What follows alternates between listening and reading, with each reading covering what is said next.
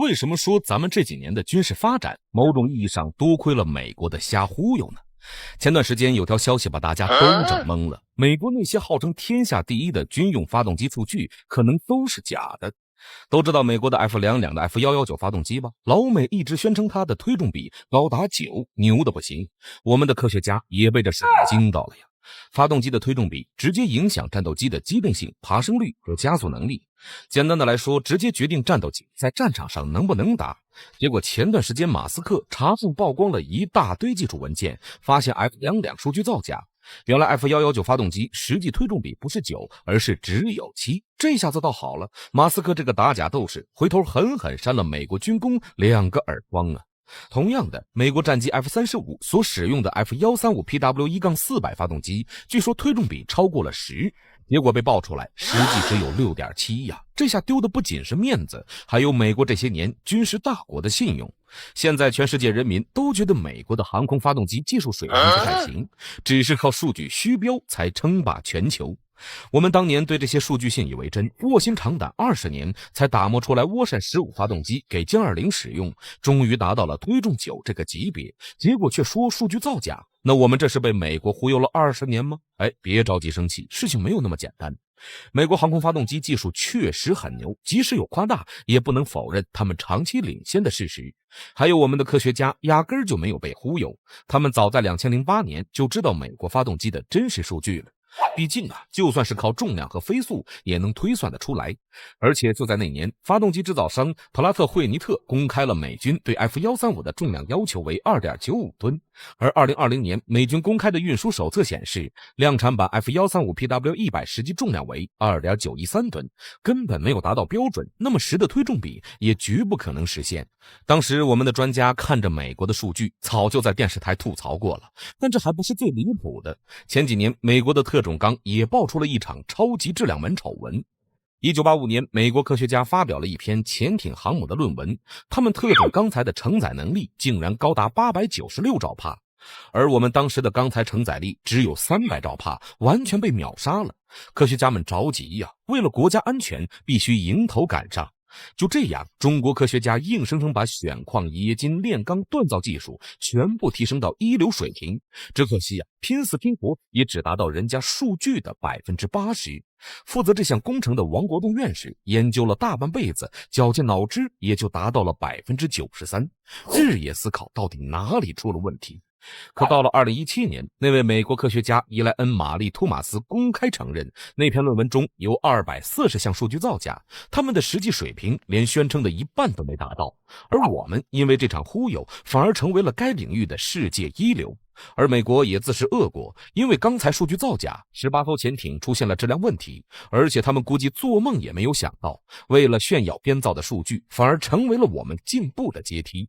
2008年初，美国宣称研发出了 AIM-120 空空导弹，号称有双脉冲发动机，射程160公里。消息一出，我国空军压力山大呀，生怕被美国拉开差距。为了不被甩在后面，我们的军工企业咬牙切齿地开始研发，投入了大量人力、物力、财力，科研人员废寝忘食，经过无数次失败和调整，终于搞出了霹雳15空空导弹，性能和美国宣称的 AIM-120D 不相上下。结果等我们的霹雳15问世，美国军工界都震惊了。我的个乖乖，我们那个 AIM-120D 很多参数都是吹出来的，甚至有些技术还在图纸上呢，更没有什么双脉冲发动机呀。咋一不留神，你们中国人就把理论上的东西变成实物了？中国不仅把理论变成了现实，也把科幻变成了现实。2020年，美国在一部电影里抹黑中国，拍出了中国空间站用机械臂剪断美国太阳能卫星的画面。结果没多久，中国空间站的机械臂真的亮相，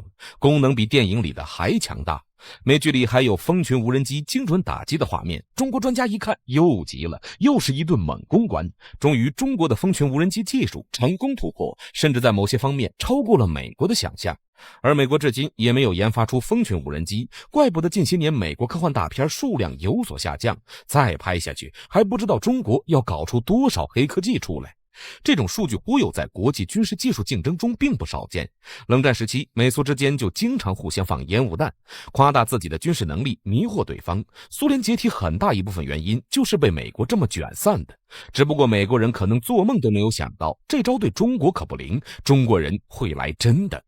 中国有句老话叫实事求是，我们的科学家虽然会参考国外公开的数据，但最终还是会通过自己的实验和研究获得真实可靠的结论。很多人觉得是美国的烟雾弹造就了中国的傲人科技，可这是不对的。一个差生变成一个品学兼优的学生，永远靠的是他自己勤奋上进，和通过作弊成为全班第一的那个人是没有关系的。说靠美国忽悠不过是玩笑话，中国的强大靠的是自己的智慧与坚毅，无关其他。当然也要保持清醒，不能因为发现几起数据造假就全盘否定美国的科技实力。毕竟美国佬虽然缺德，但是家底还是蛮厚的。我们需要做的是在尊重事实的基础上，既不妄自菲薄，也不盲目自大，冲破阵阵迷雾，找到自己的那片蓝天。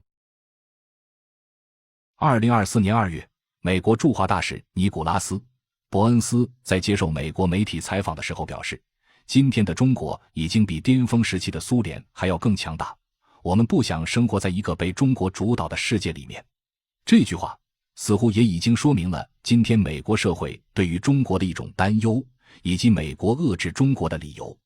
而且这句话从各种角度而言都是一句实话，而非是美国特有的那种捧杀。苏联和欧洲一直都是美国的战略重心所在，亚太地区对于美国而言，其作用更多是遏制苏联的一个方向，而非主导美国总体战略的地区。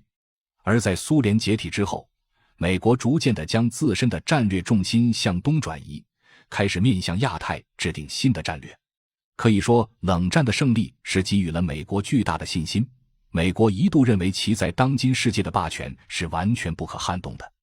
而任何对美国产生威胁的新兴大国，都是对美国的霸权还有国家安全的挑战，因此美国不惜以牺牲他国利益来维系自身的安全。在这种情况下，中国就成为了当时对美国而言最大的一个威胁。只不过此时中国对美国的威胁并没有到令美国感到畏惧的地步，因此当时美国对于中国的态度更多停留在一个敲打的层面上。客观来说，我国在这些事件上并没有太大的损失，只是每件事的影响力都非常的大。可是实际损害却远远没有如今的贸易战更大，因为美国并不想真的把中国推向对立面。从中美建交以来，美国就一直都在尝试将中国纳入西方的贸易体系和价值体系之中，只不过中国的自主性太强了，以至于必须要敲打一下。既然仅仅只是为了敲打，那么自然也就没有联合俄罗斯的必要了，美国自己就能处理。尤其是在2008年之后，中国的发展速度更是快得惊人。在这种情况下，中国的确在事实上产生了对美国的威胁。因此在奥巴马上台之后，立刻就开始着手重返亚太，毕竟这个时候再不遏制中国可就来不及了。但是当时中东地区对于美国的拖累依然很大，美国没法放开手脚来遏制中国。直到特朗普时期，美国才开始将中国定位为全面的竞争关系。科技遏制和贸易战都是在这个时候开始的。拜登政府则继承了特朗普政府的对华政策，甚至加深了对华遏制。而在今天，中国已经成为了美国有史以来所面临的最为危险的一个对手。中国与苏联不同，中国在意识形态上非常的稳固，并不是美国能够通过颜色革命就能够颠覆的国家。而中国在产业上更是门类非常的齐全，这也使得中国在贸易上对美国没有依赖，反而已经全面脱实向虚的美国对中国在贸易上存在依赖。而通过这样的优势，我们成功将自己与美元同样绑定在了一起。美国一直以来都在依靠自己的美元霸权来割全世界的韭菜，通过加息降息来蒸发他国的财富，再通过高价值的美元来收购他国的重要产业。然而在2008年次贷危机的时候，美国希望能够得到中国的帮助，或者说是让中国来背锅，因为只有拥有全产业门类的中国在当时还有余钱。因为当时中美贸易已经被牢牢绑定，我们不想被全球金融危机波及，就必须得购买大量的美债，储备大量的美元。原本美国是希望让中国背锅，结果因为中国持有大量的美债和美元，反倒导致中国在每次美国收割其他国家的时候，中国也能够跟拿一点利息。也就是说，从2008年次贷危机之后，美国每一次通过加息降息或者美元贬值来捞钱的时候，中国都会跟着赚一笔。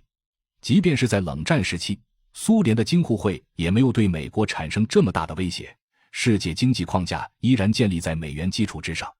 哪怕是苏联，照样还要在国际贸易中使用美元。而苏联对抗美元霸权的手段也非常的粗暴，就是用卢布和美元硬刚。但是卢布的市场规模和美元根本就无法比拟，所以苏联的失败其实是一种必然。但是中国却反其道而行之，将自身与美元绑定，先通过美元来赚钱，从内部摧毁美元体系之后再谋而后动。如今人民币也在逐渐地走向国际化，并且对美元形成了巨大的挑战。而中国的对美国科技霸权的突破更是令美国无比警惕。一直以来，美国科技产业的定价对于其他国家而言完全就是一个黑箱，因为很多科技只有美国有，以至于这些科技成本如何也只有美国知道。也就是说，美国想卖多少钱就卖多少钱。但是全世界其他国家只能乖乖地给美国送钱，因为这些科技他们自己都没有。事实上，即便是巅峰时期的苏联，一样也要接受美国科技霸权的收割。但是中国因为是全产业门类国家，所以在科技发展上速度还是非常快的。因此中国也成为了全世界首个打破美国科技霸权的国家，这也使得原本在科技市场上没有竞争对手的美国受到了巨大的挑战。因为中国可以少赚一点，把定价定得很低，而且因为产业规模和人工成本等原因，中国的成本本来就比美国更低。例如一台笔记本美国卖1万元人民币，中国可以只卖6000。在这种情况下，美国还能挣得到钱吗？世界各国又不是傻子，所以美国必须要想办法遏制中国科技的发展。所以美国开始极力地打压华为等中国科技企业，并且对中国发动半导体战争。与此同时，俄罗斯在美国夜以继日的针对之下，已经逐渐变得半死不活，对美国的直接威胁已经大减。而这也为我们带来了一个疑问，那就是美国到底为什么不愿意联合俄罗斯一起对付中国呢？美国世界霸权的基础来源于对欧洲的控制，一个欧洲加美国在曾经就能够占据全世界1半以上的经济规模了。但是欧洲并不愿意被美国控制，欧洲之所以被美国控制，是因为美国抓住了欧洲的2大命脉：安全命脉和能源命脉。欧洲科技和工业都很发达，也不差钱，但是唯独就是没有能源，这方面欧洲很依赖美国。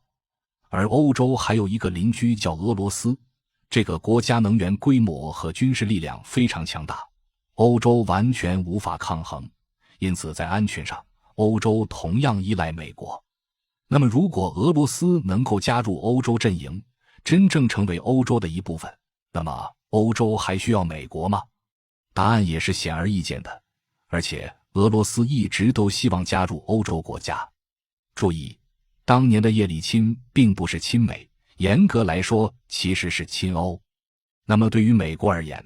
俄罗斯必须是敌人，也只能是敌人。哪怕俄罗斯和美国如今已经没有根本冲突了，哪怕美国就是为了保住欧洲，也必须要让俄罗斯成为敌人。至于联合俄罗斯一起制衡中国，根本就不可能。如果让美国选一个国家，是让俄罗斯崛起还是让中国崛起，那么美国一定会毫不犹豫地选择让中国崛起。因为哪怕中国崛起了，中国奉行也是不称霸的战略，美国照样还有欧洲，照样还是列强，还是世界大国。但是如果俄罗斯成功借尸还魂，那美国不仅无法成功遏制中国，还会失去欧洲。美国可能还是一个列强，但是却无法继续作为一个世界大国。美国2次世界大战取得的优势可能会全部失去，到时候很有可能会成为中国、美国、俄罗斯加欧洲3大势力共存的局面。而且话说回来，就算是现在美国想要拉上俄罗斯一起对付中国，恐怕俄罗斯人也不会相信美国了。当年苏联解体的时候，俄罗斯发自内心的希望加入西方，但是却被美国拒之门外。后面俄罗斯更是一次次的被美国战略欺诈，北约都扩张到波罗的海了，俄罗斯哪里还敢信美国？上次普京贸然相信了乌克兰的停战协议，结果将部队止步于基辅。但是没想到美国和欧洲就趁着这个空窗期武装了乌克兰，结果直到今天俄乌冲突都还没打完。前车之鉴，这还没过去几年，俄罗斯哪里还敢相信美国？俄美联合只能是停留在纸面上的一个概念，永远都无法实现。